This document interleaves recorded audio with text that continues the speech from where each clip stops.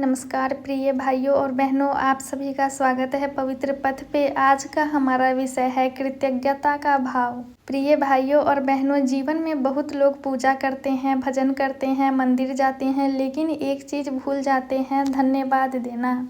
हम भगवान से मांगते बहुत हैं, पर क्या हमने कभी रुककर यह सोचा कि जो मिला है उसके लिए धन्यवाद दिया या नहीं? आज का सत्संग आपको अंदर से बदल देगा, क्योंकि जब जीवन में कृतज्ञता आती है तो शिकायत अपने आप खत्म हो जाता है। कृतज्ञता का अर्थ है जो कुछ मिला है उसे दिल से स्वीकार करना और धन्यवाद देना।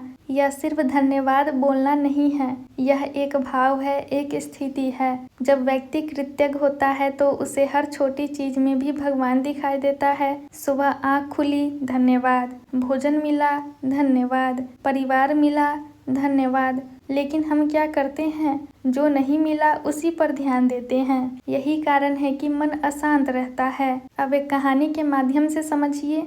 एक गांव में एक गरीब किसान रहता था। उसके पास बहुत कम जमीन थी, घर भी टूटा हुआ था। फिर भी एक अजीब बात थी, वह हर सुबह उठकर भगवान को धन्यवाद देता था। वह कहता, हे प्रभु, आज भी मुझे एक और दिन दिया, इसके लिए धन्यवाद। गांव के लोग उसका मजाक उड़ाते थे, कहते थे, तेरे पास है ही क्या जो तू धन्यवाद देता है। एक दिन उस राज्य का राजा भेष बदलकर गांव में आया। उसने किसान को देखा और उसकी बातें सुनी। राजा ने सोचा, मैं इसे परखता हूँ। अगले दिन राजा ने किसान के घर के बाहर एक थैली रख दी जिसमें सोने के सिक्के थे। किसान सुबह उठा, थैली देखी और तुरंत आसमान की ओर देखा। हे भगवान, आज तो आपने बहुत बड़ा आशीर्वाद दिया, धन्यवाद। राजा छिपकर सब देख रहा था।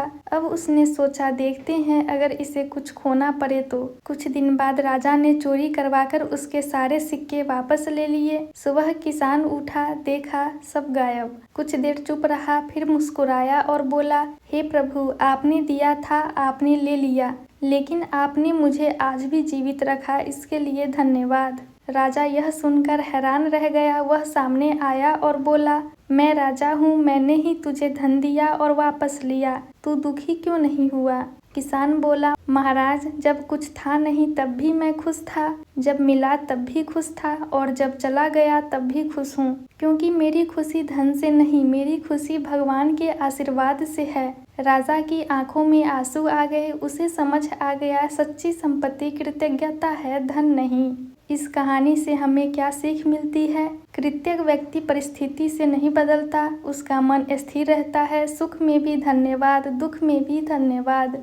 जो व्यक्ति धन्यवाद देना सीख जाता है वह कभी टूटता नहीं है। भगवान ऐसे व्यक्ति पर हमेशा कृपा करते हैं, क्योंकि वह शिकायत नहीं करता बल्कि हर हाल में स्वीकार करता है। अब सवाल आता है, हम अपने जीवन में कृतज्ञता कैसे लाएं? बहुत आसान तरीका है। सुबह उठते ही 5 चीजों के लिए धन्यवाद बोलो। रात को सोने से पहले दिन के लिए धन्यवाद कीजिए। जो नहीं मिला उसकी शिकायत बंद कीजिए। धीरे धीरे आपका मन बदल जाएगा। जहाँ पहले कमी दिखती थी अब वहाँ आशीर्वाद दिखेगा। तो प्रिय भाइयों और बहनों, आज से एक संकल्प ले, हम शिकायत नहीं करेंगे, हम हर चीज के लिए धन्यवाद देंगे, क्योंकि कृतज्ञता ही सच्ची भक्ति है। अगर आपको यह सत्संग अच्छा लगा तो इसे अपने परिवार और दोस्तों के साथ जरूर शेयर करें और जुड़े रहिए पवित्र पथ के साथ। धन्यवाद। जय श्री राम।